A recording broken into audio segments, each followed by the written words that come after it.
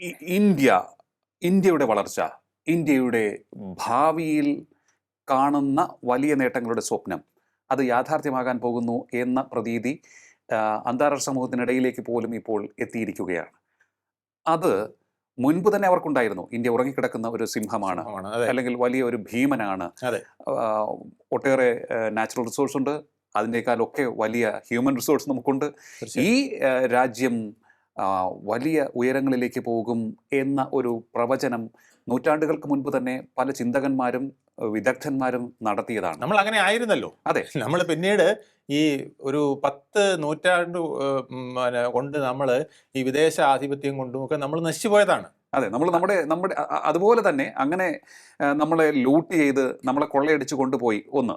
എന്നിട്ടും അവിടെയും അവസാനിക്കാത്ത വലിയ ഖനികൾ നമുക്ക് ഇപ്പോഴും നമ്മുടെ രാജ്യത്തുണ്ട്. അത് നമ്മൾ തിരിച്ചറിയാതെയും പോയിക്കൊണ്ടിരിക്കുന്നു.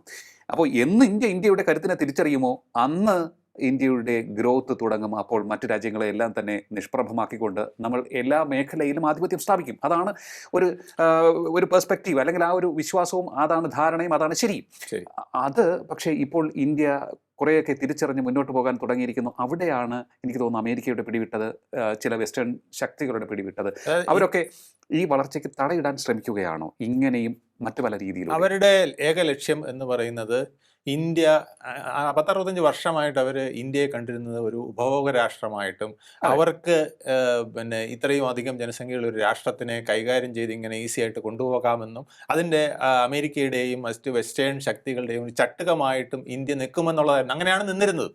അപ്പോൾ അത് മാറ്റം വന്നത് ശരിക്കും പറഞ്ഞാൽ 2014 നരേന്ദ്രമോദി സർക്കാരിൻ്റെ ആവിർഭാവത്തോട് കൂടിയാണ് ഈ മാറ്റം വ്യക്തമായി തുടങ്ങിയത്. അതല്ലെങ്കിൽ തലയെടുപ്പോട് കൂടി നിൽക്കാൻ ശ്രമിക്കുന്നു. ഞാൻ ചോദിച്ചോട്ടെ, അപ്പോൾ ഒരു ചേരിചേര നയം നമുക്കുണ്ടായിരുന്നത് കൊണ്ടല്ലേ അതുവരെ നമ്മൾ ഒരു വ്യക്തമായ, അല്ലെങ്കിൽ ആരുടെയും പക്ഷം ചേരാതെ പോയിരുന്നത് എന്നൊരു സംശയം വരുന്നുണ്ട്? ഇല്ല, ചേരിചേരാ നയം ഇരിക്കുമ്പോഴും ഇന്ദിരാഗാന്ധി വളരെ ശക്തമായ നിലപാടുകൾ എടുത്തിരുന്നല്ലോ. ഓക്കെ, ഇന്ദിരാഗാന്ധിയെ സംബന്ധിച്ചിടത്തോളം അതുപോലെ നിൽക്കുന്ന രാഷ്ട്ര നേതാക്കൾ ഉണ്ടെങ്കിൽ മാത്രം എനിക്ക് നെഹ്റുവിനെ പോലും അത്രത്തോളം കരുത്തനായിട്ട് തോന്നിയിട്ടില്ല. പക്ഷേ ഇന്ദിരാഗാന്ധിയുടെ സ്ട്രക്ചർ അങ്ങനെയായിരുന്നു.